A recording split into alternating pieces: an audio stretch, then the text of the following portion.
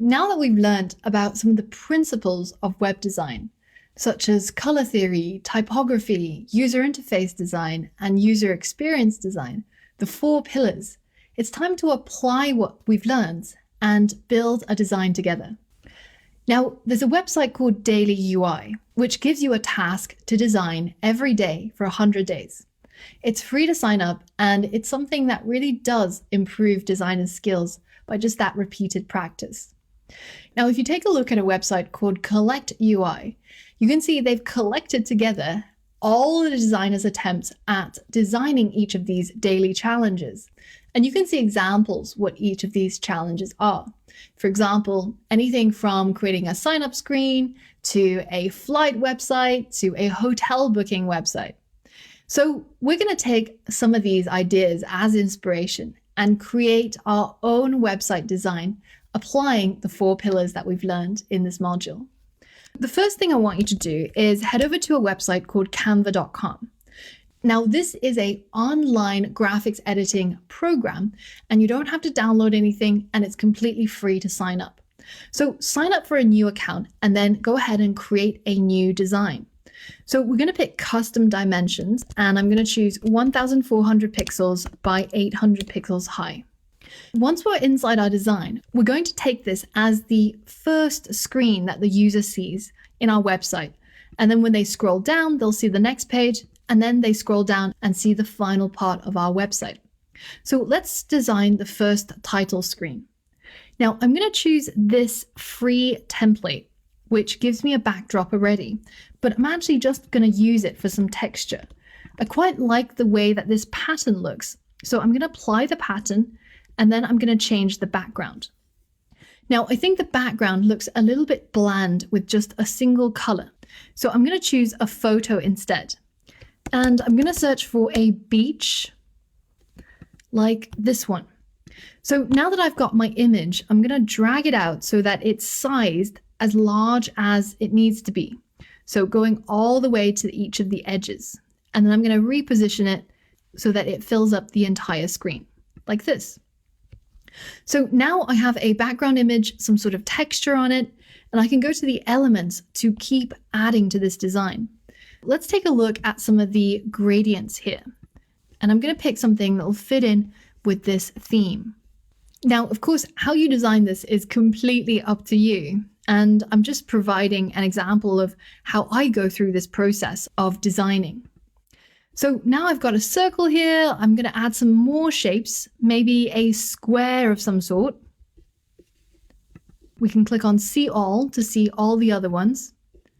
And then I'm going to put a square, which I'm going to make it so that it goes right to the end of each of the sides. So here, and then we're going to make it line up with the center of the circle, roughly, like this. And let's just change that color to white. Now we have this nice white border, some abstract shapes, some patterns, and an image. Now I'm going to add a heading text. This heading text is going to be the name of our hotel. After all, we're designing a website for this unknown hotel, which I'll call A Hotel.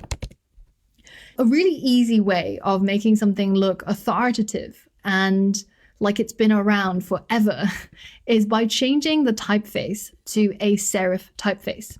So I'm going to highlight this font and I'm going to click the drop down and find a serif typeface like this one, Cardo. And notice how instantly our hotel looks a lot more established, like it's been around for longer. Now I'm going to change the color of this also to white. So notice how we're starting to establish a color palette of greens and turquoise and blue and white. And we're going to increase the font size to maybe something really large, like 120 or 144. And I'm going to change this so that it's all caps, like so. So that's actually a little bit too big. So let's drop it down a notch. And I can increase the spacing of the letters to, again, make it look more fancy, more expensive, and more authoritative. Here's the name of our hotel, A Hotel, centered in this box. And now I'm ready to add a subheading. And my subheading is going to be some sort of tagline, right? And I'm going to go with something really obnoxious like lose yourself to find yourself. I feel like I'm ready to open a hotel tomorrow. Let's now contrast this serif typeface for the title with a sans serif sort of body or subtitle. And this is what we learned about in the typography section. It creates contrast in the design.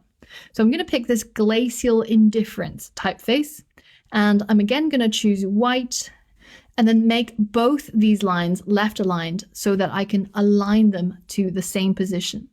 And notice how when you drag elements around on Canva, it automatically gives you these alignment grids so that you can more easily position it so that they are actually all aligned together. And notice how big a difference that looks, just having it off alignment and then on alignment. It suddenly just looks a lot more proper, right? Now I'm more or less done with my title page. I'm going to move on to the next one, which is going to be a page for selling the features of the hotel. Let's start off by adding some images. And I've got some that I've already found before. I've got a picture of a bedroom, which I'm going to make it a little bit smaller, like so. And then I've got a picture of a breakfast of some sort. So you've got food at this hotel. You're not going to starve. That's pretty important for people to know. And I'm going to size it so that it's actually the same size as the other one. So I'm just going to put it on top. Now, the last one is going to be a pool. So you've also got a pool, so you don't get bored. If it gets too hot, you can always just go into the pool. This is turning out to be a great hotel, by the way. I really want to stay here. Now, the goal of our features page is to have 3 images, which are probably going to be about the same size. So I'm actually going to need to crop this last photo so that I get rid of maybe a little bit of this right edge, but have it just about the same size as my other photos. And now I need to resize each of these photos so that it actually can fit onto this page. So I'm just going to throw them one on top of the other and resize them so they're all the same size. And now I can place them around this web page. So when you move towards the edge of each page, you can see this grid show up. So I'm going to line up the left with the left side of the grid, the right with the right side of the grid, and the middle right in the middle. So now these 3 are evenly spaced apart, and I can now add some more design features to it because it's looking a little bit bland just as photos. Now, one of the easiest things to make photos look nice is to just jazz it up with a frame. Now, because our hotel is very modern, it's contemporary, it's been featured in Vogue, I want to make sure that the framing also looks equally contemporary.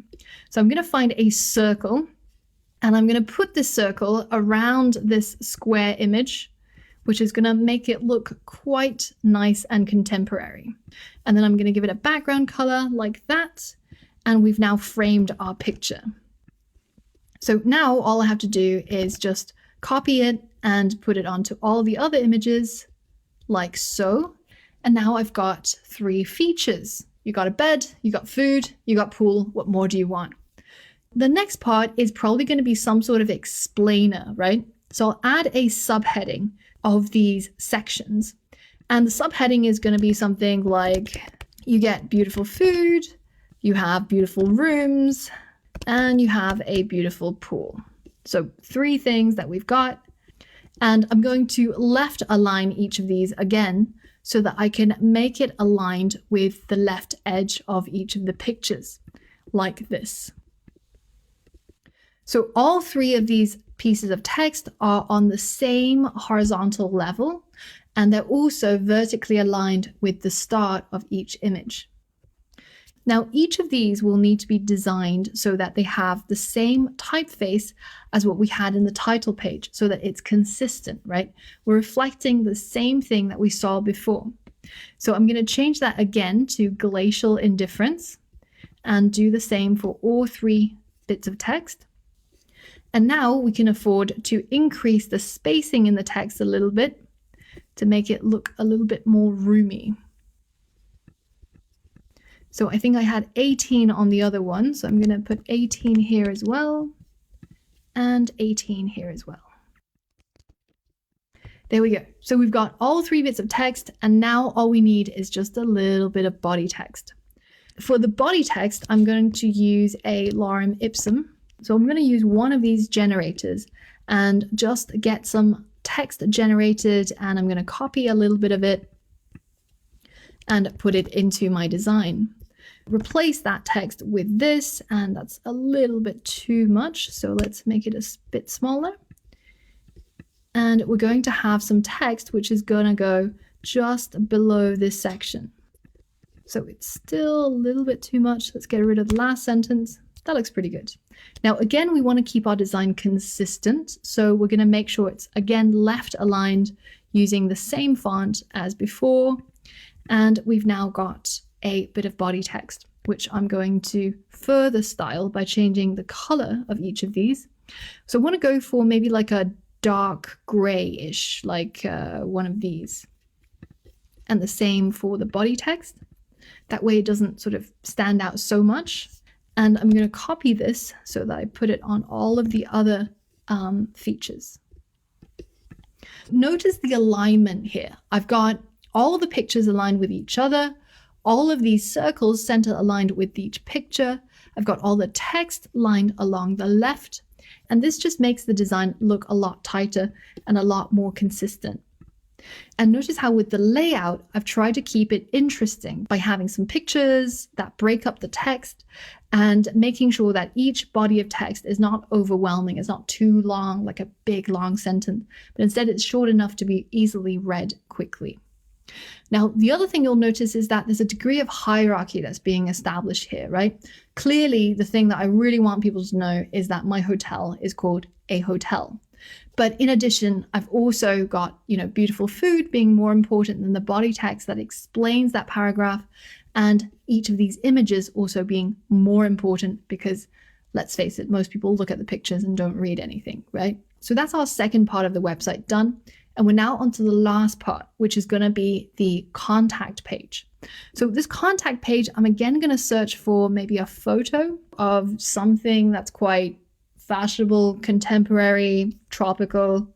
Maybe we can just find a picture of a pineapple. And this one looks pretty good.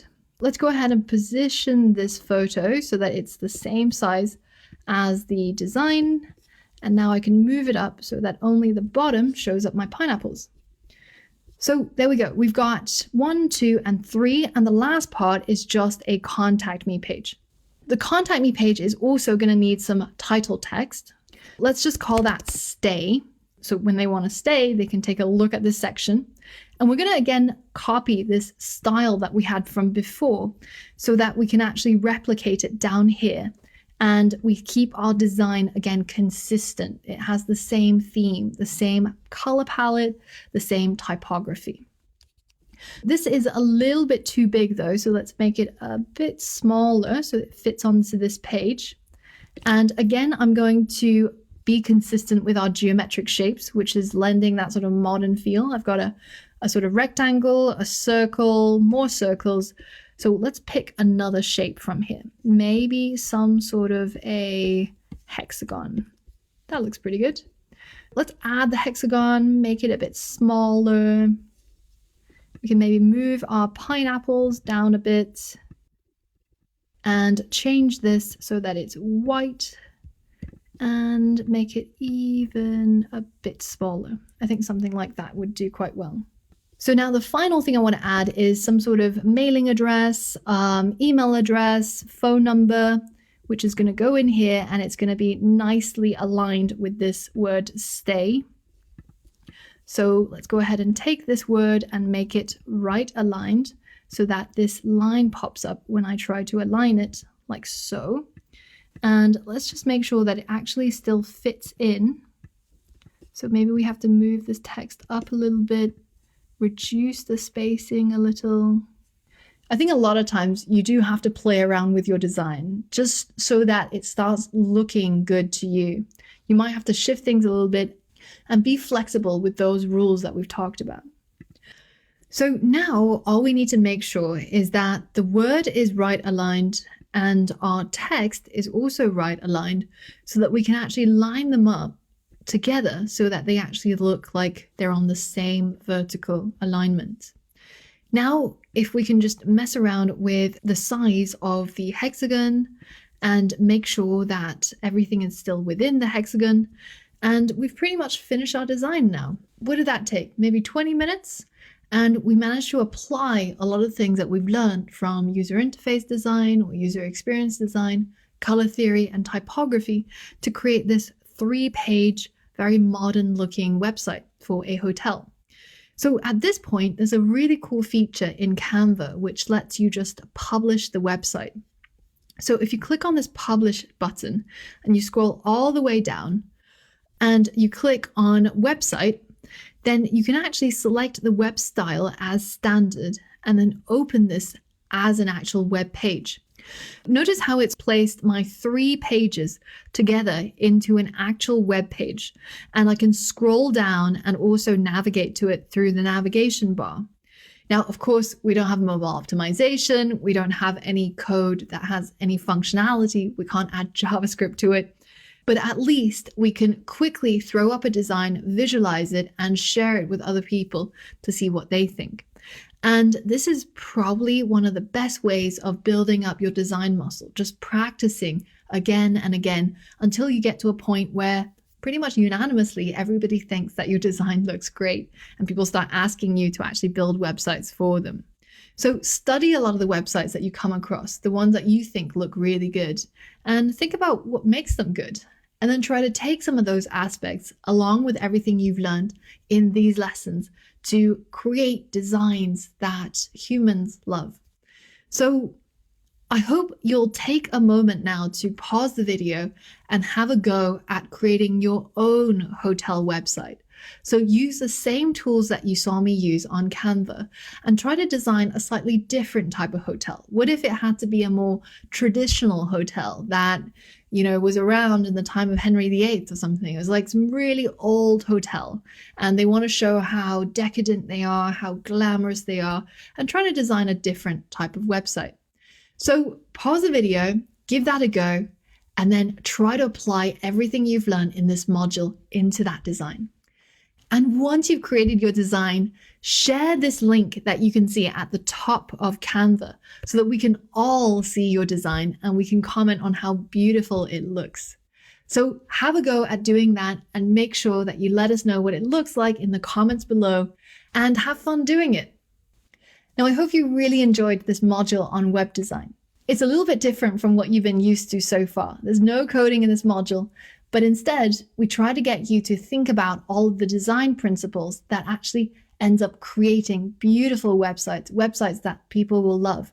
And hopefully you'll take these pillars and this knowledge through the next time you build your product or you build your website, and you'll apply it alongside with your code so that you have beautiful features and beautiful interface. Now, once you've created your own designs and you've shared it with us, then it's time to get back to the coding, and we're going to continue tackling more web development. So for all of that and more, I'll see you there.